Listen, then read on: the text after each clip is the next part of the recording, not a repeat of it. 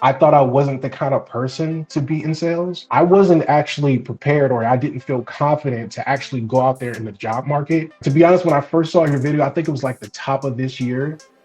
I was like, oh, not another course, like another guy. You want to get to the point to where you're kind of irritated that you have yet another interview. They want to see that it looks like a man. He's never had B2B SaaS sales professionally, but he's in these interviews, coming off as he's been in it for 5 to 10 years. I'm really excited this week to share Nate's story, who just broke into tech sales at Webflow, a market-leading web design company, and it's actually the company we use for our website at higherlevels.com. You're going to get a ton of value out of this conversation because not only did Nate take multiple tech sales boot camps to ultimately break in, and he shares his experiences with multiple boot camps, the pros and cons, etc., but also prior to breaking into tech sales, Nate had actually pursued digital marketing as a career path and struggled to break in there. So he has one of the most advanced perspectives as to what it takes to actually break into tech from a completely different career. Nate, we're obviously really excited for you. Congrats again. I know everyone watching is going to get a ton out of this jam-packed conversation. Hey, everybody. Really excited to speak with Nate this week, who just broke into Webflow. Nate, really excited to share your story because I know you put in a ton of work and did some things pretty unique that we'll dive into today. Maybe as a starting point, share a little bit about your background and what got you looking at tech sales in the first place. So yeah, what I was doing before is mostly retail sales. But before that, I was trying to break into digital marketing, and digital marketing is another one of those hot careers at the moment that's trending, where you can do remote and things like that and get paid pretty well. So I thought about that before and I ignored tech sales because I thought I wasn't the kind of person to be in sales. Um, but then I realized that there was a lot of things that I didn't like about digital marketing and that actually attracted me to sales, like the earn to reward ratio on digital marketing versus tech sales is insane because you can work as hard as you want, but like in digital marketing, you kind of get stuck at a specific salary for a while, and there isn't a lot of room to make more money than what you're given as far as like a base pay and things like that. But another thing that I like about tech sales is that you get um, a direct interaction with the customer. And in digital marketing, you're sort of learning about the customer through numbers. And I didn't really like that. And since I'm the kind of person that, well, um, I learned from that experience that I like dealing with customers and getting direct feedback, like in the moment, and then that I can, pivot or change my rhetorical strategy on the dime versus, writing a whole page, writing copy for a landing page and things like that, and then waiting to get data to see how people respond to that. And that takes, time to get that data and then adjust from there. So definitely like the money, and just also it's not just the money, it's the fact that in in tech sales, there's an uncapped there's an uncapped there's you get uncapped commissions basically on tech sales, and so you can work as hard or as fast as you want, and I like that, and that motivates me to get better and go harder. But yeah, that's kind of like why I transitioned. And so when I went into retail sales after digital marketing, I already knew I wanted to get into tech sales, and that's sort of like when I eventually bought your course and things like that.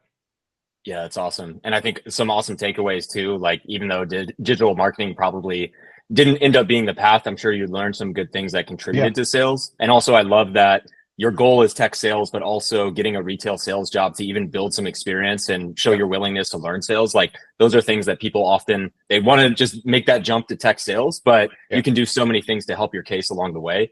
And I think I'm curious too, for someone watching, like leading up to joining Higher Levels, did you go about it on your own? Curious if you tried any other programs as well and kind of what that progression was like. Yeah, so when I finally realized that I wanted to make that transition into sales, um, I went to Course Careers first. And Course Careers has a really good course. They have a lot of information about being an SDR, BDR, and things like that. But the thing that I felt like it was lacking was practical application or implementation on how to get the job. and do the job once you get the job. So for example, there's a lot of reading you do, a lot of books you need to read. There's a lot of terms that you need to know because obviously on course careers they have an exam, and so you have to learn. I think it's like I think it's a lot of I think it's quite a lot of questions. I can't remember, but I haven't been in that course for coming up on 2 years now, so they might have changed a couple things. But one thing that I realized once, because I took most of the course and ended up not taking the exam, so I did everything up until the exam. And so one thing I noticed that once I got towards the exam, I realized that um, I wasn't actually prepared, or I didn't feel confident to actually go out there in the job market and have that confidence that I was competitive. And so there's a lot of theory. Like it's a good course if you want to learn all the terms and theory and philosophy behind sales. But I felt like what higher levels provided a lot better was that it trimmed all the fat and it just gave you what was necessary. And it also showed you the causal relationships that you need to do. Like you need to do this, which leads to that, and then you go from there. I felt like that was missing in course careers. And in higher levels, I felt like I was only given what was necessary and to get the job and be competitive in the job market. And that's what I liked. Nice. No, I'd love to hear that. And obviously credit to you. I know you put yourself out there a ton throughout this. And also we don't have the ability to like give badges in our community, but I think you gave some of the best feedback to everyone else inside as well. So I loved how Thank much you. effort you put into it. And maybe on that note, right, for someone on the outside looking in that maybe struggling to break in, when it came to maybe some of those things that higher levels equipped you with to actually get the job and break in, what stands out? What advice could you give to someone as well that really changed the game for you? So I think the biggest thing that stood out to me was your videos. To be honest, when I first saw your video, I think it was like the top of this year. I was like, oh, not another course, like another guy. But I took a chance on your video, and I just knew from the fact that the way that you communicated let me know that I could be confident in the fact that the way that you sort of like articulate certain information, I sort of picked up on like your personality. And it seems like you're very good at looking at the external world and then making logical deductions on how to control it. And since I'm a kind of person that processes information asynchronously, a little bit chaotically, I need someone who can actually just show the A and B to the A to Z without making it super complicated. And I felt like you guys did that the best. But one thing that super stood out to me when I first got into the course was the library of cold calls. And I was like, okay, this is definitely where I should be. Nice. No, that's awesome, man. And I know on that note, you know, you obviously took everything, made it a lot your own. One of the things that we're seeing now, and we're actually adding to higher levels here in the future that I'd love to pick your brain on is getting noticed by creating something like a sales plan or different types of ways to stand out in interacting. Maybe give everyone an idea of, I know right now it seems super competitive and yeah, I mean, there is competition. It's maybe this career is so popular now, but whether it was a sales plan or messaging managers, directors, could you speak to some of the things you did that really helped you stand out and get interviews in the first place? Yeah, so I actually didn't, to get into Webflow, I actually didn't do this because they were one of the companies that I did before I made the switch, before I changed my strategy. But like I would say, I think I started actively look. I got your course like earlier this year, but I didn't start actively looking until about late September, like the last week of September. I would say the first 2 to 3 weeks, I was just getting by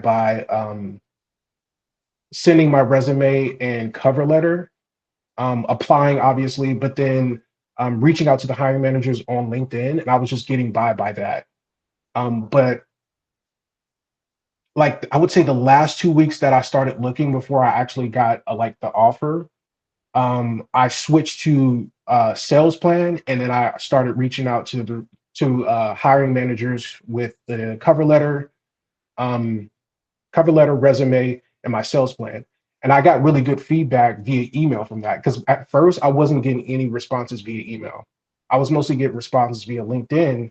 But as soon as I started implementing the sales plan, that's when I started getting bites. And I think before, my response rate was like 10 to 13%. But then after I implemented the sales plan, it went up to like 20, 25% response rate. And I actually got complimented by a director of sales development at a different company that also provided me an offer. But I obviously decided to go with Webflow. And one of his first email was I'm proud that you sent me a sales plan and you stood out among hundreds of applicants, and this is how you do it. And he fast tracked my profile and my information to the recruiter, and um, I got I think we did like 3 interviews within 1 week with that same company. So they really showed that they were trying to be competitive as possible to get me. This also happened with another company, Ample Market, I was applying to, and I think I reached out to the account executives and I sent them my resume, cover letter, sales plan. And also in the sales plan, it had uh, like cold call scripts examples, cold emailing examples, and things like that. So definitely do that, because if you get like to the third or fourth round in these interviews, you're gonna have to do a role play anyway, and it'll be much easier to know that, or you'll feel better knowing that you already have um, a cold call script that you can use in that role play, and a lot of people like my role player. So. Yeah, that's awesome. And I just want to highlight too for people watching that maybe I don't know if you're trying to break in or thinking about it, like again, prior to that, you were getting what 10 to 15% response rates, and doing all that effort, you got 25. So you're still like, this is the nature of sales, right? Like hitting Yeah. less than 50% here, but that's enough to get an awesome job. And like, this is the kind of stuff that it takes that, yeah, I mean, credit to you for taking so much initiative. I'd say too, maybe again, someone outside looking in, you do have, you got some exposure to retail sales experience, but maybe in these mid to later final stage types of interviews, is there anything you learned along the way there that you maybe wish you had known going into it, or advice you would give to other folks as well? I wish I would have started off with the sales plan at first. I was more concerned with trying to apply to as many jobs as possible. Even then, I still I still wasn't I was still pretty like super selective, because I've only applied to like 55 jobs. Um, so, and I know other people apply to like hundreds before they get an offer.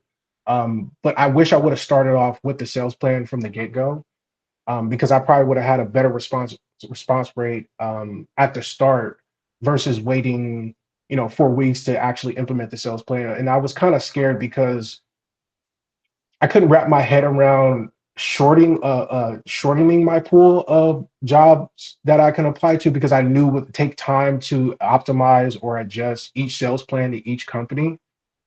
And I was applying to maybe 5 a day before, sometimes some days 6, and I went down to like 2 a day. And then I would also automate certain emails to be sent out the day after I applied with my resume, cover letter, and sales plan and things like that.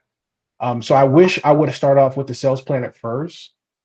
Um, I can't really think of anything else other than the fact that it's perfectly okay to reach out to these people. You don't have to be scared about like you interrupting their day. These people do this for a living, bothering their own prospects to reach their quota.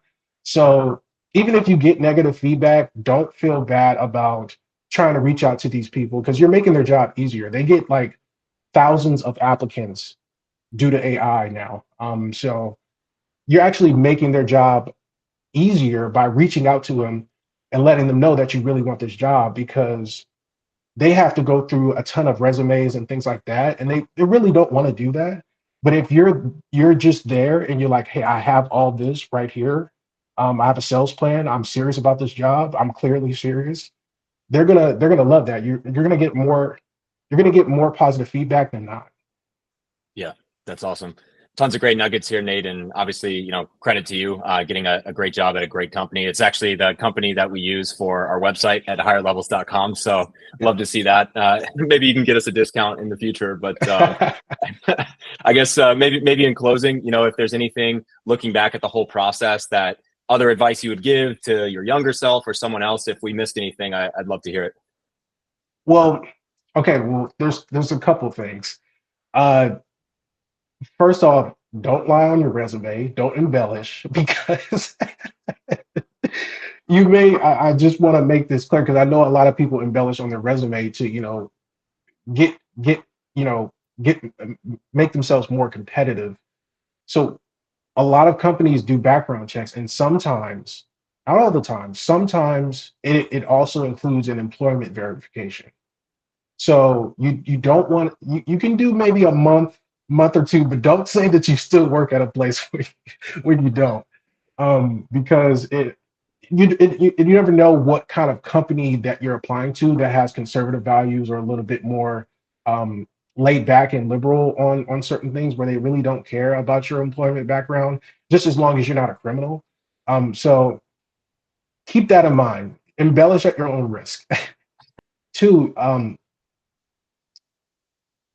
I know this is going to be easier said than done, but you kind of want to draw out your job search so that you can get used to being in a ton of different interviews. You want to get to the point to where you're kind of irritated that you have yet another interview.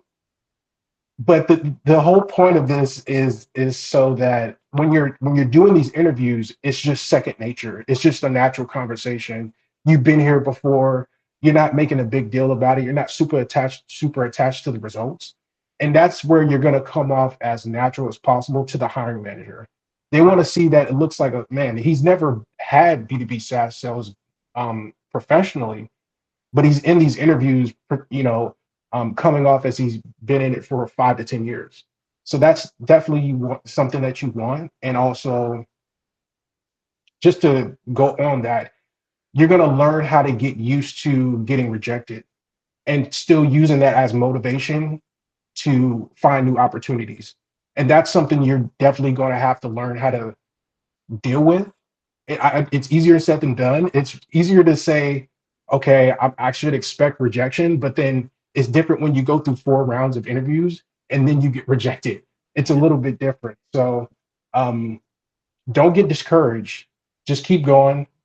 You might find, 1 week you have 0 offers, and the next thing you know, you're juggling, trying to figure out 3 offers.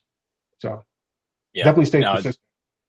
Yeah, that's awesome. I mean, huge advice, right? And I think that hits on, like, again, Higher Levels is a resource to give you the tools to succeed. But yeah, it really is, it's got to be mutual commitment where you're getting out there. And I think you learn just so much, even if you fail your first or second interview horribly, like, everything snaps into place because it all makes sense now. It's not just like learning. It's like, oh, I see how that actually applies in a 30-minute game time interview situation. And yeah, really well said. Yeah, I know tons of people watching are going to get a ton of value. Nate, this is a great conversation. Super excited for you. Great company, and really excited to see you where you're at 12, 24, 36 months from now. So thanks again for the time. Yeah, no problem. I appreciate that. I definitely wouldn't have been able to do this without this this community. Even though you guys aren't just adding to the pool of the many boot camps out there, I think it's very important that even though you might be in the same market or same niche as other boot camps, the way you guys disseminate information, articulate it, and the way that you present it, and the way that you guys strictly focus on how to get the job is what's going to set you guys apart. And I definitely, I just appreciate that. Yeah. Thanks, man. Well, congrats again. And I'm sure we'll be talking soon. Yeah, no problem.